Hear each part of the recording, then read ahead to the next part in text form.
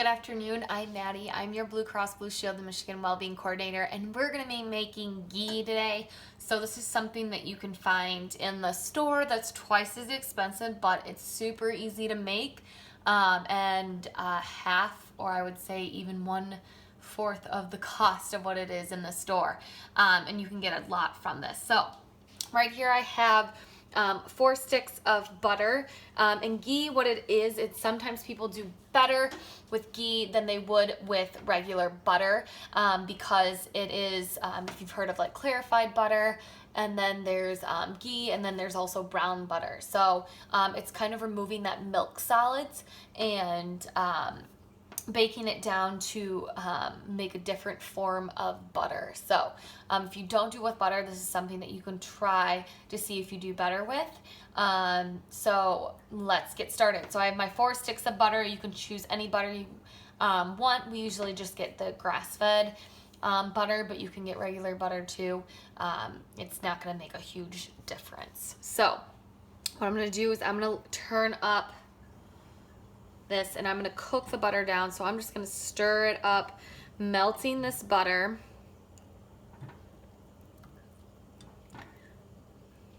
And this process, really all it is just melting it, and you're going to scoop out, and I'll kind of show you once it gets melted down, some of those milk solids. So there'll be like these brown solids that soak to the or sink to the bottom, and then these white solids that sink to the top, and those are those milk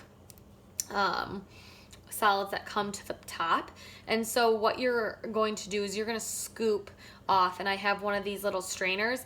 You can use something smaller than that, whatever you choose to kind of scoop those milk solids, and I always put them in a separate bowl.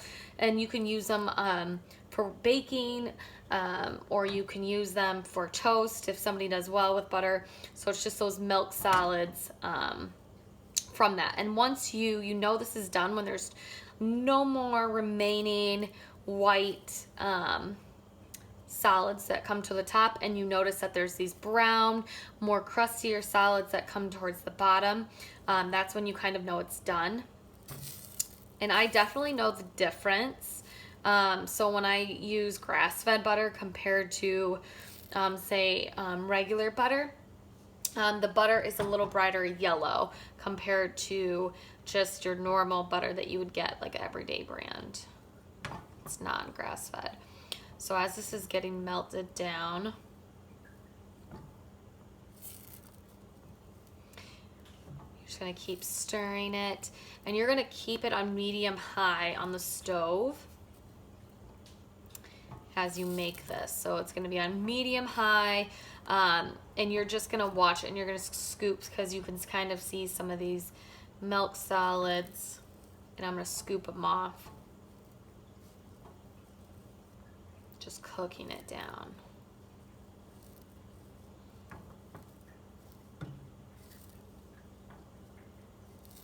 Once you get those melted chunks down, and this takes about 15 minutes. Sometimes I've had it take 10. So really just kind of depends.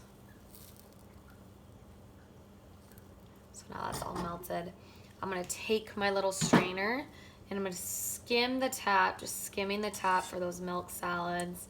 It's gonna strain those out, and I just dump them in a bowl, tap them off in a bowl like so, like I have here. So I'm just gonna keep scraping it.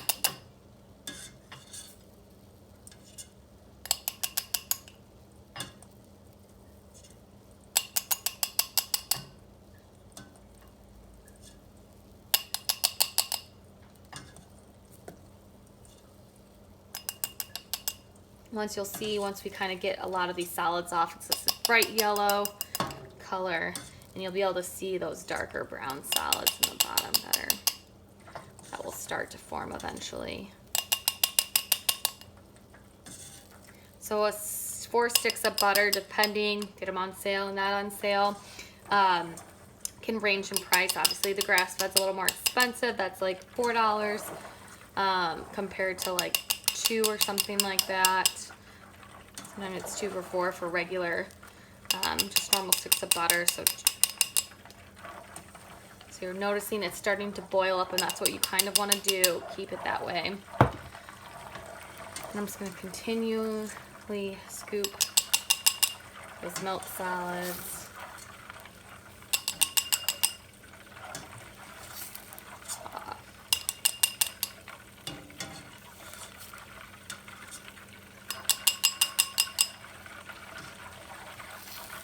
And then you'll also, if you don't have it, when I go to strain this at the end so that all the brown chunks that you'll kind of see at the bottom,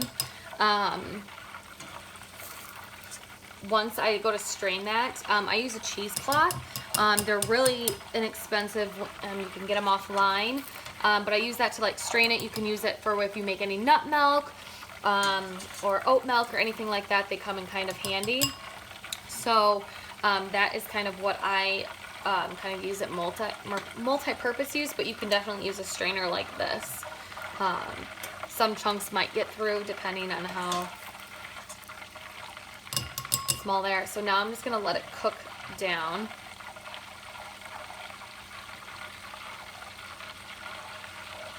And as I see more white solid come to the top, I'll scoop those out.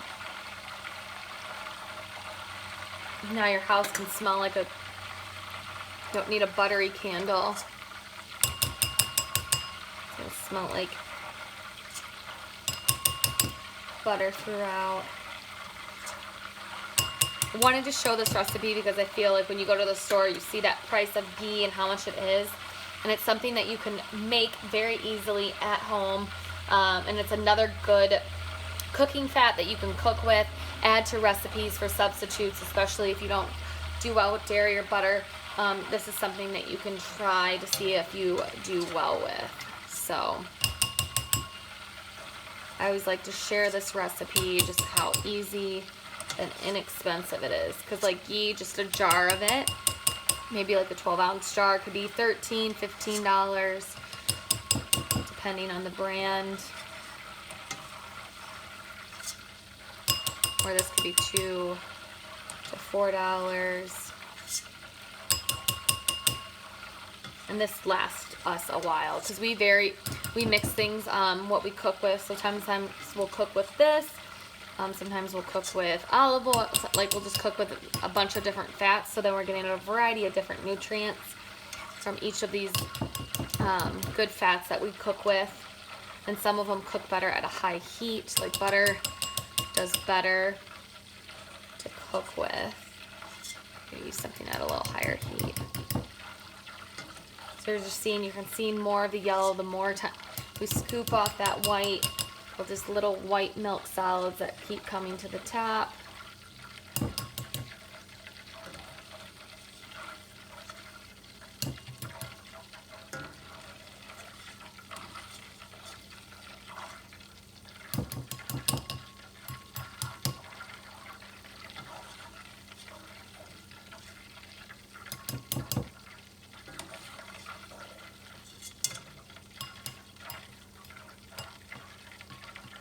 So as this is cooking down, I'm just checking, is there any more brown solids sinking to the bottom?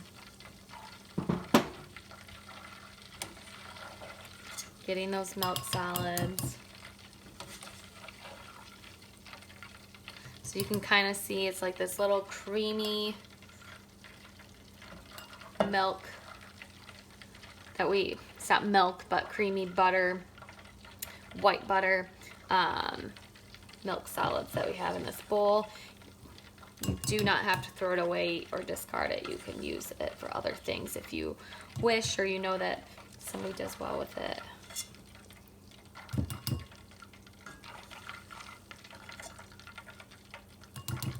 And you can let this sit, walk away from it, come back, check it to see if there's more milk solids on it.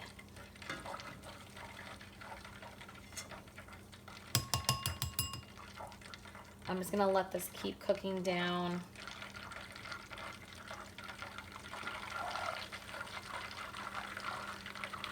Get some of those milk solids up.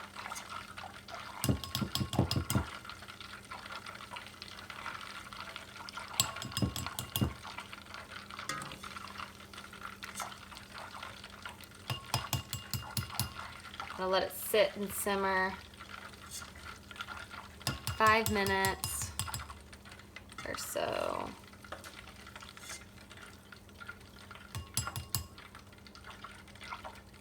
And then I'll come back and check it. So as we sit here and wait, you can do some squats, do some calf raises, do some push-ups, get your little mini workout in as you wait for this and as you scoop in between. Once you make, like I always make a huge batch of this, and then what I'll do is then I'll have it and I won't have to do this again for a while. So I can kind of smell those brown pieces kind of forming. I'm trying to scoop away at some of this so you can kind of see.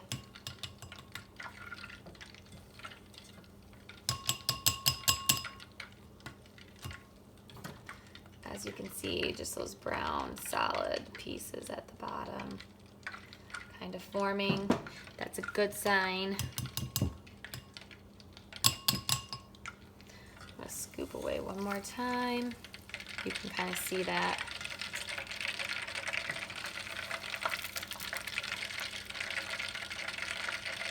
Awesome.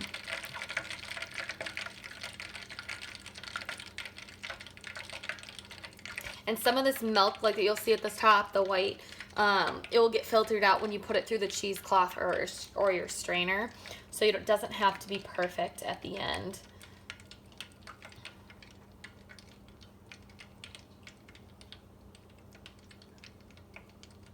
And there's tons of recipes out there online, so if something you want to follow, but this is just trying to give you a little inspiration of to make this, try it out.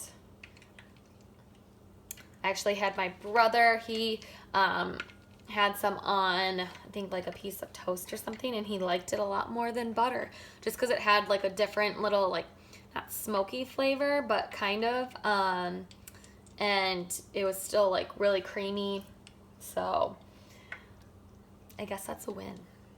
So we're gonna take it off now, and you'll kind of see some of these brown pieces that you'll form, and I'll show you in the towel what that's gonna look like.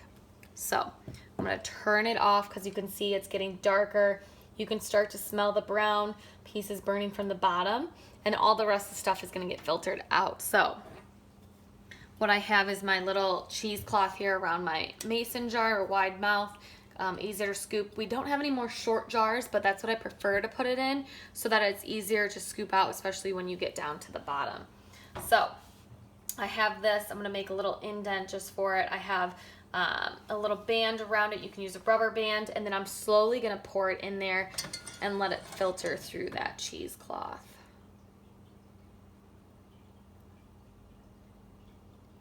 Just nice and slow, and you can see, oops. Actually, I don't know why this is pouring out weird. I'm gonna pour this in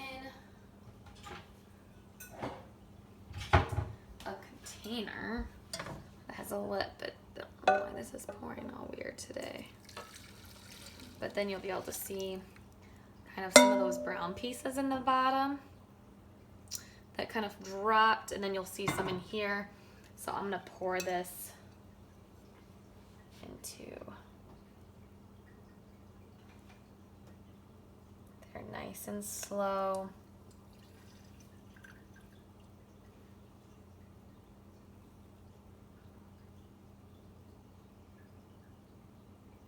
And this, you can let it just sit out. It does not need to go in the refrigerator.